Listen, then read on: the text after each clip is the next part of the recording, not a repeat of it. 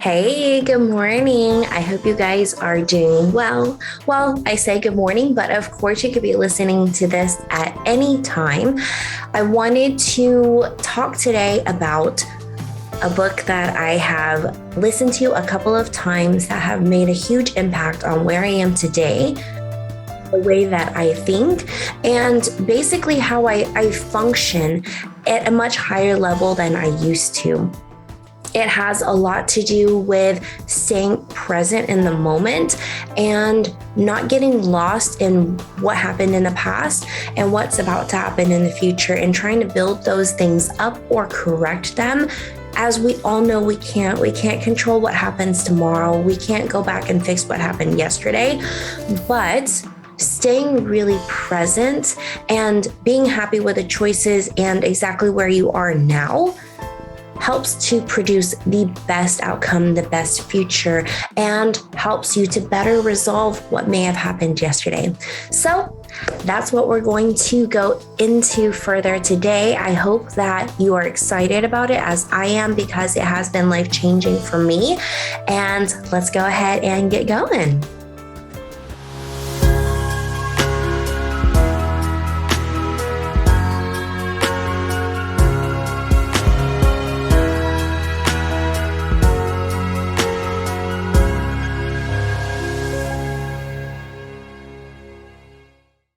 All right, guys. So if I'm to be really honest, I was struggling with a couple of different subjects that I wanted to cover today. I ultimately landed on The Power of Now from Eckhart Tolle, and that's the title of the book. Obviously, we won't be going through the entire book today, but the ultimate message from the book is being present and in the moment with yourself now.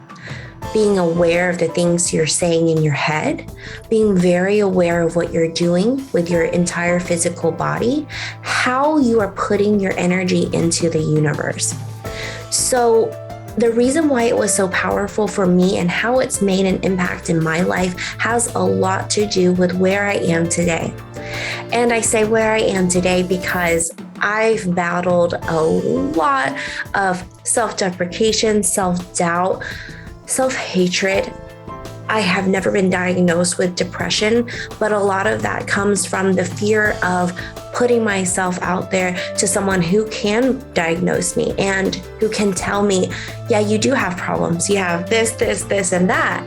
And for me, having the knowledge and the power to seek resources myself, to find peace for where I'm at, and knowing that I can always continue to get better by learning more, by surrounding myself with the right people, by surrounding myself with the right thoughts, the right messages, and slowing down what's happening in my mind is very powerful for me.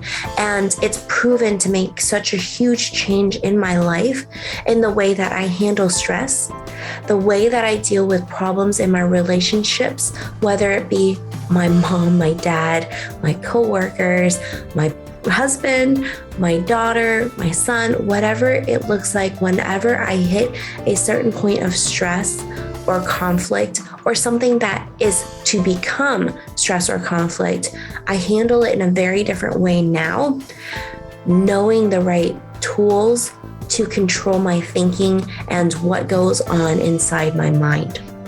So it has a lot to do with several different things, and I basically start with the knowledge that our minds are always running.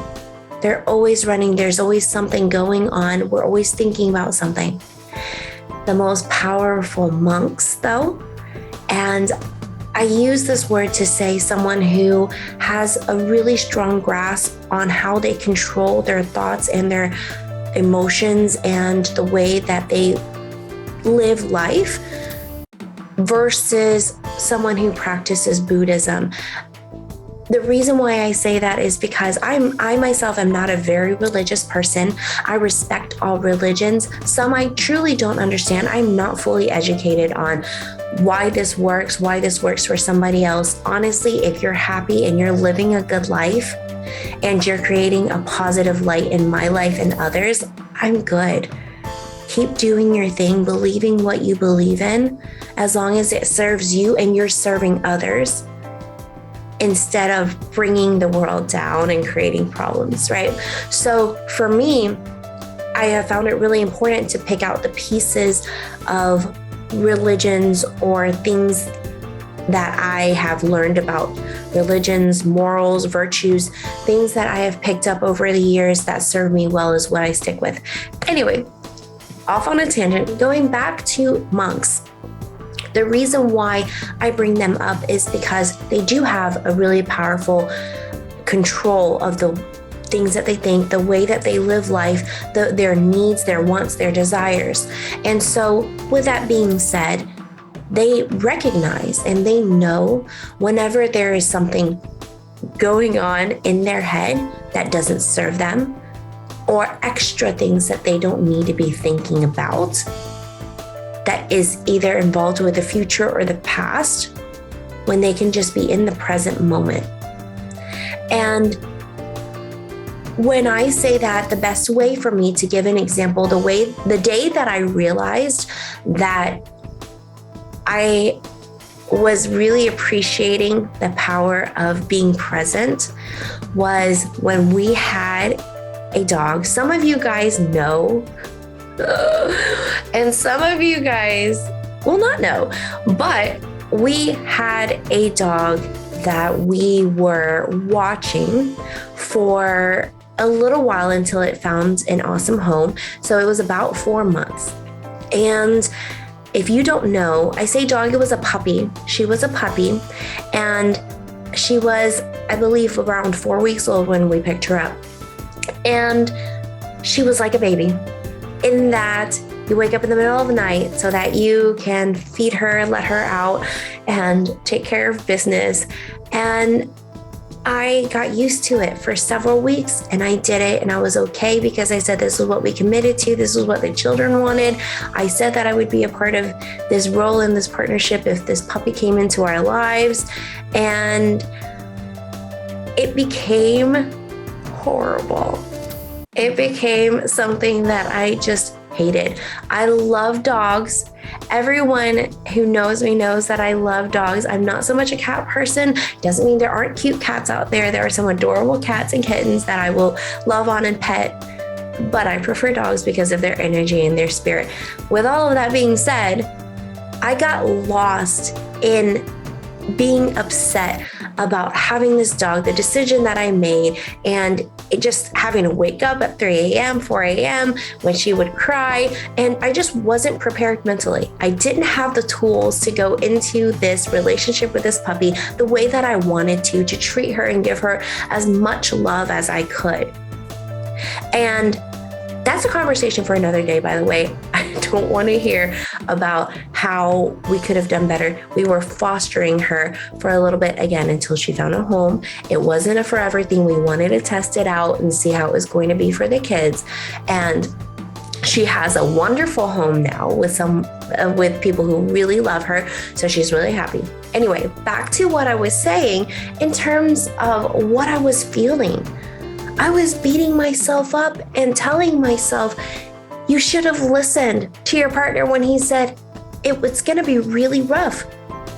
This is not the life for us. We don't want fur everywhere. We don't want to have to take care of something else that is supposed to be a part of our family. We love kids.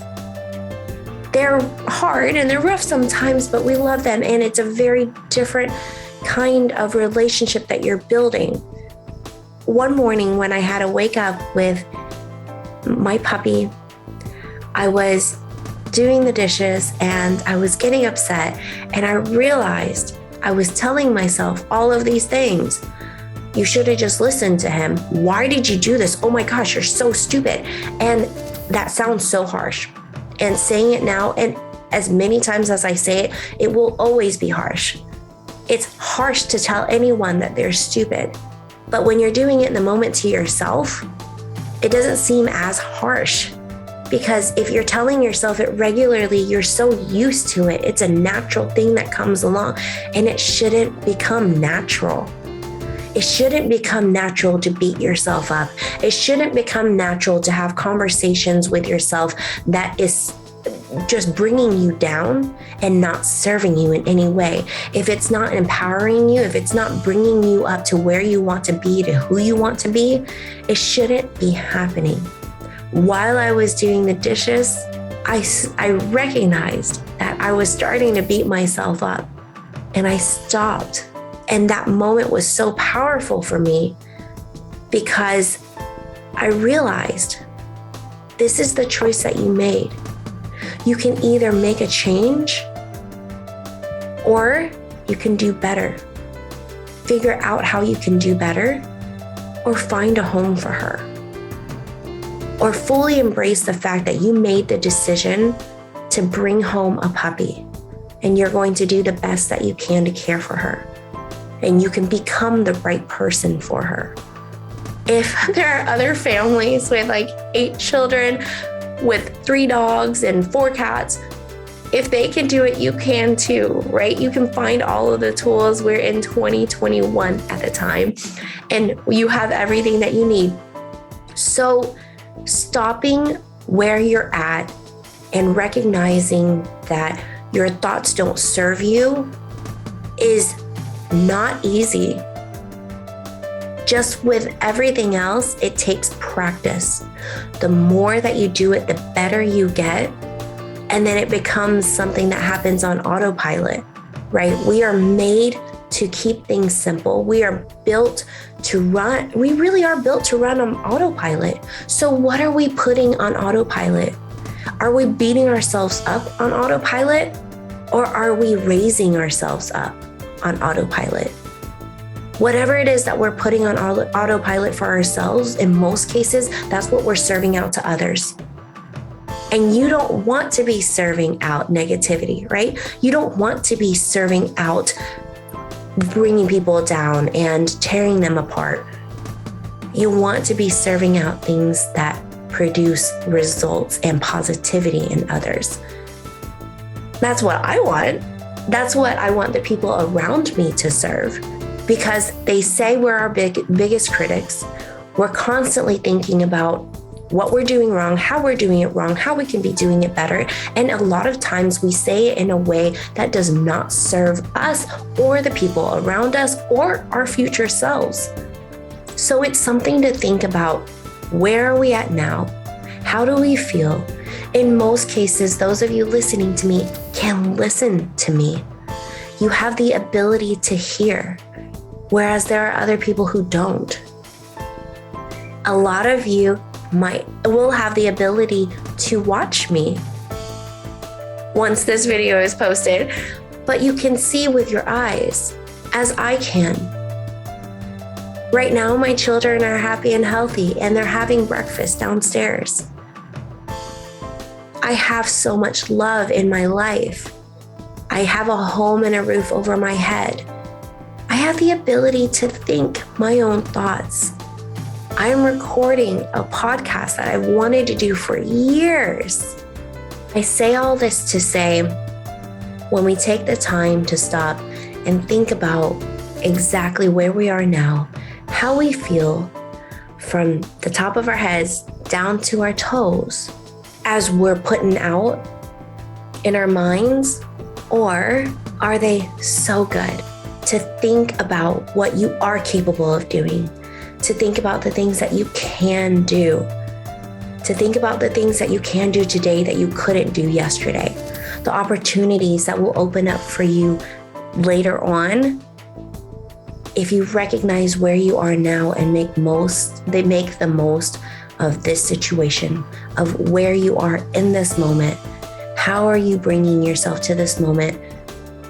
Are you laying in bed moping because you lost your job? Are you laying in your bed moping because you can't find a job? Are you laying in bed moping because you feel like you have no control of your life? Because you could very well sit up and create something for yourselves. And to me, that is very exciting.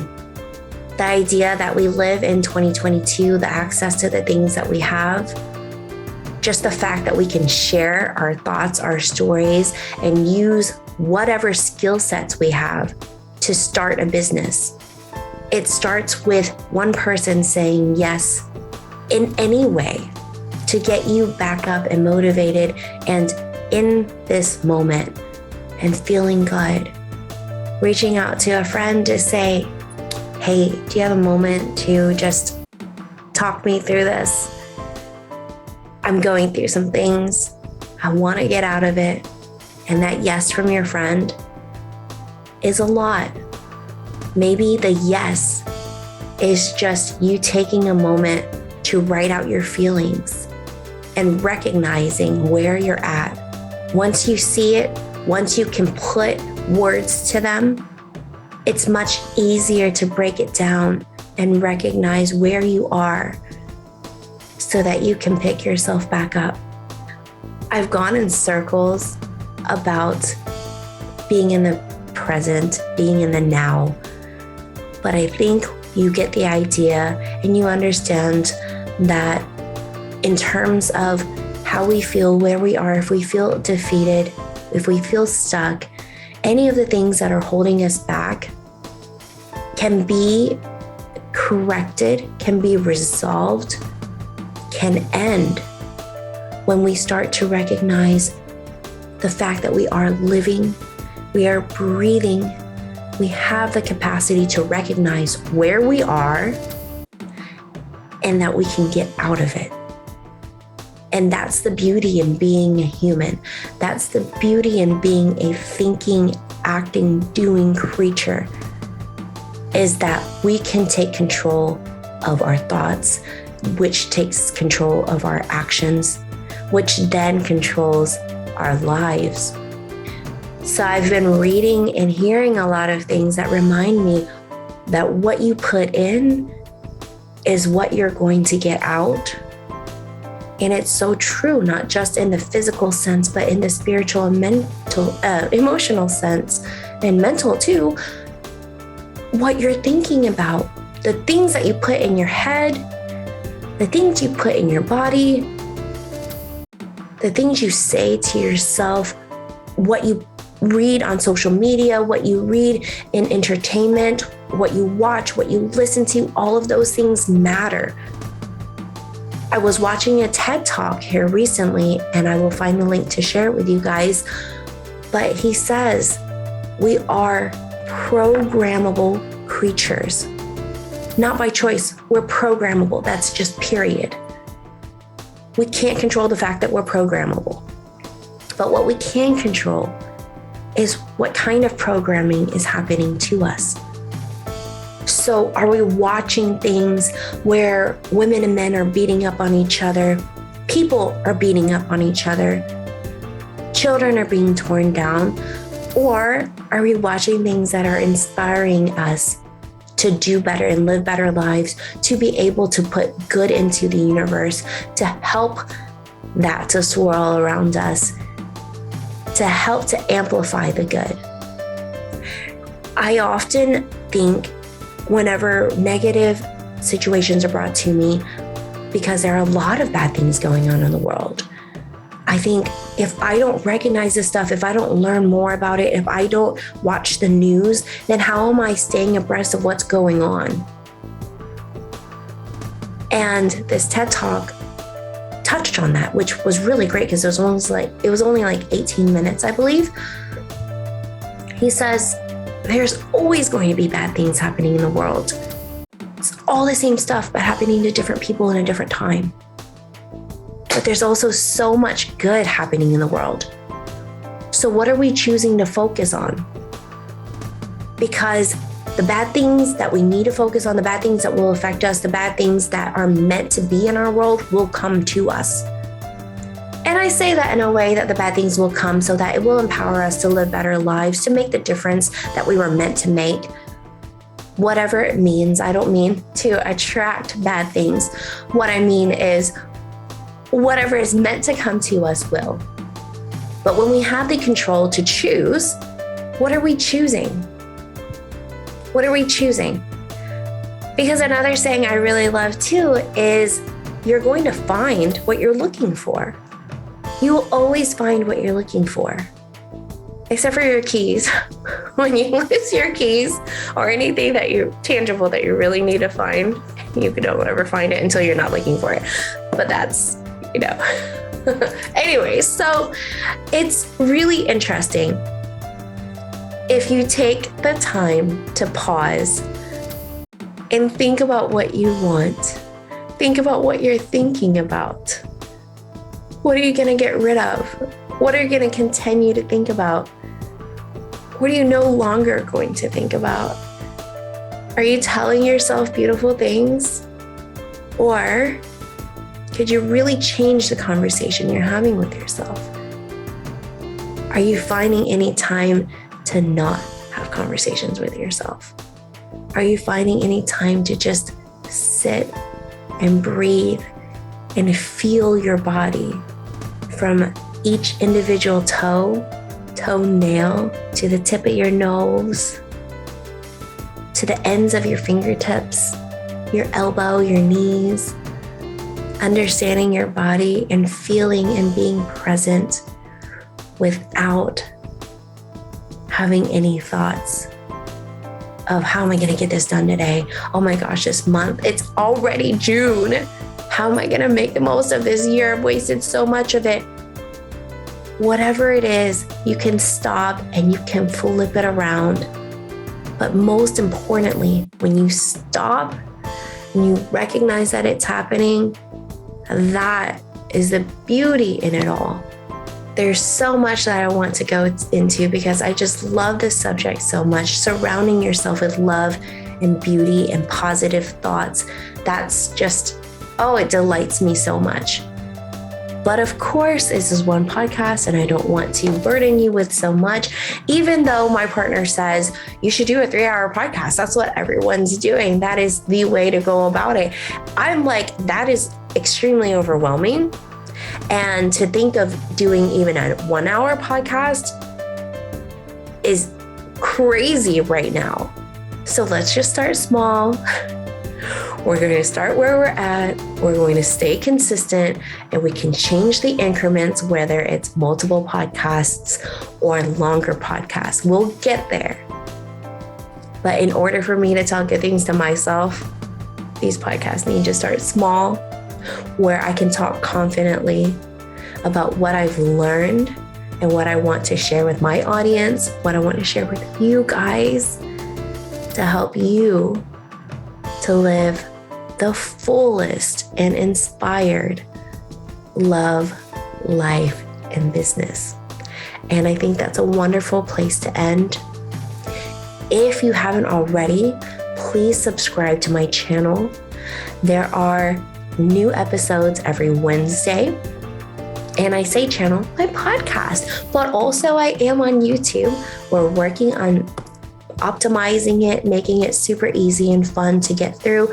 If you want to watch my face, my hand gestures, and my background as I change it up because I love design, you're welcome to stop by YouTube. Those posts are much slower going than me editing audio and getting that out, but it will get much better. We're going to have a lot more coming up on our YouTube channel, including lipstick, lifestyle, more love, more business, more mommy life stuff, inspirational things to get you going. If you found this session, this podcast, this episode helpful in any way, or any of the previous episodes, please, I would absolutely love it if you could share it with others, anyone else that you know. And if you happen to really love it and would like to share feedback, we'd love to see a review and share your thoughts, because I want to do better. I want to become better, just like you guys. I know that's why you're here as well. So let me know. And I would love to continue to bring really awesome content, connect and share more of the people that I love and things that I've learned to help to get to a life that I really love and to get you guys there as well. So Thank you so much for joining me today. I look forward to seeing you again next week. And in between, we'll be on social media connecting there, right? Having conversations, exploring more positivity possibilities in life, love, and in business. All right, let's get inspired.